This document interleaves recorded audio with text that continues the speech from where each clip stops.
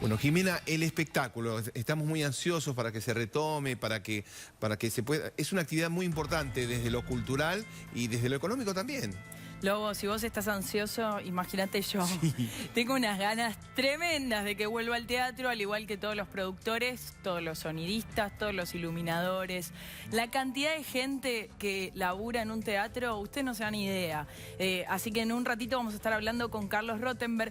Pero antes quiero contarles algunas fases que forman parte de este protocolo que han presentado los productores de teatro. Bueno, arrancamos con este protocolo para la vuelta de los teatros. Fase 1. Ingreso a las salas para ensayos, mantenimiento, hacer streaming sin público. Estamos hablando de fases, son 3 fases. Fase 2, con público reducido, primero 50%, luego 75%, ¿ok? Y seguimos con la fase 3, platea completa, sin programas de mano. Claro. Está buenísimo. Bueno, todo esto el programita, el librito. Sí, ya fue el librito, Guille. Bye bye, librito. Al menos por un tiempo, no sabemos. Y quizás está bueno, porque es algo que ayuda al medio ambiente. Sí, bueno. Así que, mira, una cosa lleva a la otra, es así. Y después, trabajadores del sector, 40.000 en Cava, 400.000 en el país. Sumando recitales y festivales. Muchísima gente que labura. Muchas familias. Y muchos son freelance, independientes. Entonces ese es otro tema, ¿no? Mucha gente trabajando. Bueno, también el trabajo audiovisual, hay que decirlo. Los trabajadores audiovisuales que están luchándola en este momento y la están pasando bastante mal. Para hablar de este tema, del protocolo en el teatro, estamos en comunicación con Carlos Rottenberg. Carlos, buen día, ¿cómo estás? Ya casi buenas tardes. Sí, hola, ¿qué tal? ¿Cómo les va? Muy bien. Bien, ¿y vos?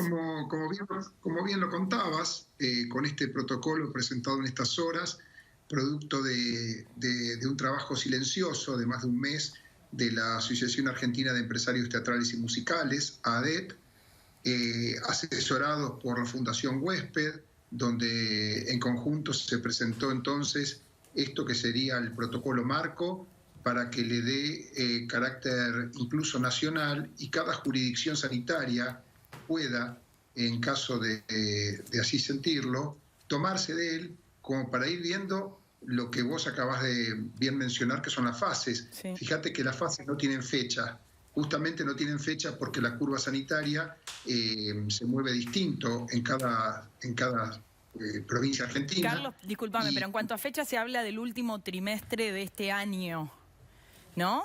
La fecha que nosotros estamos pensando es que esta fase 1, que sería el ingreso a las salas para ensayos, para realizar grabaciones o en vivo de streaming e incluso mantenimiento de los propios edificios, sería casi inmediato. Ya, porque se está pudiendo hacer ahora con la música. Ya. Así es, ya. Entendemos que si hubiese alguna lógica en esto que no depende del ser humano directamente, sino que depende de un correlato con la propagación de un virus, podríamos imaginarnos, como lo dijimos al principio, nosotros de entrada dijimos que el año estaba desde el punto de vista teatral perdido, y lo explico en un segundo, ¿por qué?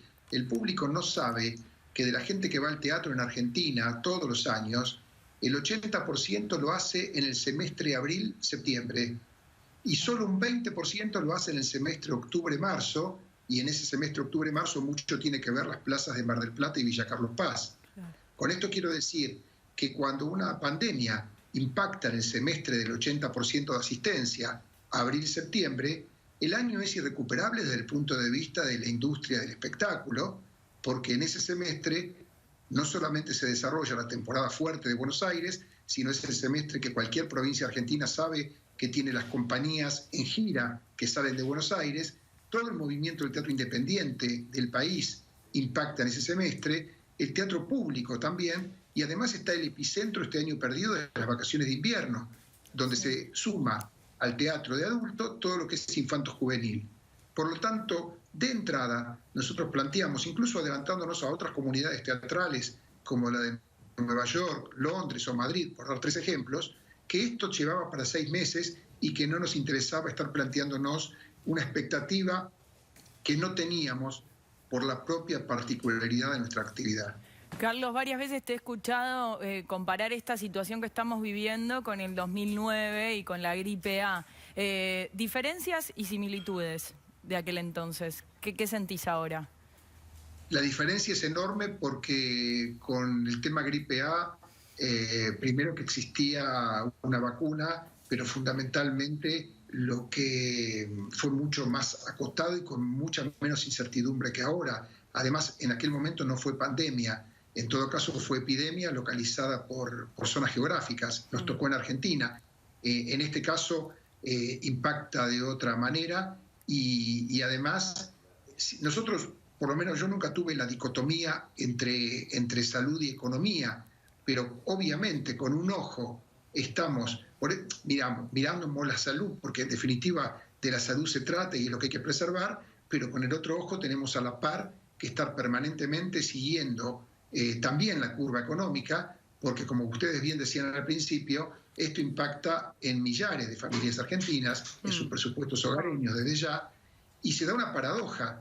Está más cubierto hoy aquel trabajador que tiene un puesto fijo en relación de dependencia los 12 meses en un teatro o en un estadio o en un lugar donde se desarrolla el espectáculo en vivo, que lo que llamamos el trabajador eventual. Y fundamentalmente me refiero a artistas y músicos. Sí. También, por supuesto, llevado esto al terreno de escenógrafos, autores, directoras, donde no tienen un empleador.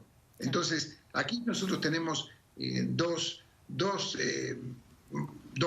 claros grupos, ¿no? El grupo que está más protegido por la ley, porque tiene una relación de dependencia y está percibiendo sus salarios con las salas cerradas, y una gran mayoría que realmente no tiene a quién reclamarle. Claro, y Carlos, ¿cómo se hace para volver? Porque, digo, son muchísimas las personas que trabajan, como vos lo decías, y la mayoría en la rama artística tiene un trabajo más informal, como vos le llamaste, bueno, eventual. ¿Cómo se hace para volver? ¿Cómo se hace para recuperarnos de esta situación? Es complicado. Fíjate, nosotros en ADET somos casi 190 socios, de los cuales estamos recibiendo en los últimos días la problemática de cada uno, y la verdad que si me animo a decir que estamos hablando de una porción muy grande, muy alta, puede ser, no me animo a decirte que sea el 50%, pero más o menos, de casos donde, para ser fácil para el público, para el televidente, tomo 3 ejemplos de estas últimas horas. Comenzó la pandemia, impactó la pandemia en Argentina, y aquí en Buenos Aires, el Teatro Regina, en la avenida Santa Fe, un inmueble de la Casa del Teatro, que en definitiva no deja de ser un lugar que digamos, permite como ámbito justamente de artistas mayores que necesitan de estar en ese lugar, contiene el Teatro Regina, y los inquilinos de ese teatro devolvieron rápidamente la propiedad a la Casa del Teatro porque no lo podían sostener. Sí. Horas después, y acá merece un párrafo aparte, me llamó Agustín Aleso. Agustín Aleso es para nuestra profesión uno de los directores emblemáticos argentinos, es el gran maestro de teatro y que tiene su escuela, El Duende, que tiene décadas de años en vigencia, para plantearme, y nos movimos unos cuantos teatristas al respecto, su problema para poder sostenerla. Alquila un lugar donde invirtió justamente este año para inaugurar el 16 de marzo su limitado capital, y se quedó parado sin poder ni explotarlo y sí generando deudas. Y acá tenemos, en el ejemplo de Aleso, me permito dar ese delicado equilibrio que hay que buscar entre salud y economía, porque mientras estaba transitando ese momento, Aleso hace casi 2 semanas, exactamente el lunes de la semana anterior, tuvo que ser internado por una temperatura alta. Apenas ingresó al sanatorio, se le hizo el hisopado correspondiente, dio positivo, y lo que no se sabe es que esta semana pasó a tener, por precaución al menos, dentro de su internación en terapia intensiva, una asistencia respiratoria que lo está acompañando.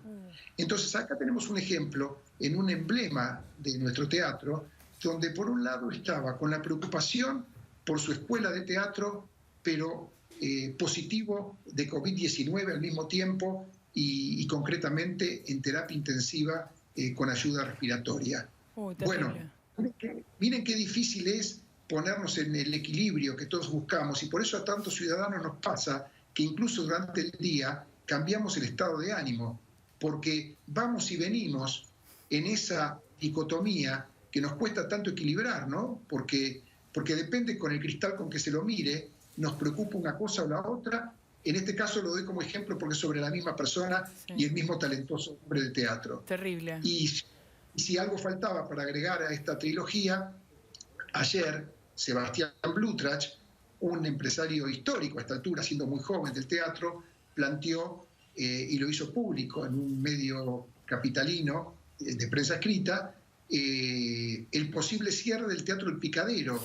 El Teatro El Picadero es el teatro también emblemático, que está allí en la calzada con ingreso por Corrientes o por Callao. Pasaje Santo Discépolo. Así es, y donde planteó su dificultad para poder reabrir el día que se puede reabrir. Doy 3 ejemplos muy distintos. Teatro Regina de Buenos Aires, el problema que más nos ocupa porque Aleso también tiene que ver con su salud, que priorizamos, y el ejemplo de ayer de Blutrach con El Picadero, para marcar entonces que por un lado priorizamos la salud, sin duda, y por otro lado tenemos esta realidad también económica que, como dije recién, nos hace ser incluso contradictorios en el mensaje. Sí. Carlos, te agradecemos muchísimo por este contacto. A mí me duele en el alma todo lo que contás, tanto lo de Aleso como el posible cierre del Picadero. Te mando un abrazo muy grande, gracias, sos muy claro siempre. Hasta luego. A ustedes, un abrazo. Y sumo algo, Guille, para cerrar, que hay una obra de teatro que se llama Amor de Cuarentena, que es una obra de teatro más que nada sonora, que se va a estar realizando por WhatsApp y gran parte de lo recaudado va para la Casa del Teatro. Por WhatsApp. Sí. La Casa del Teatro, muy importante ayudarlo.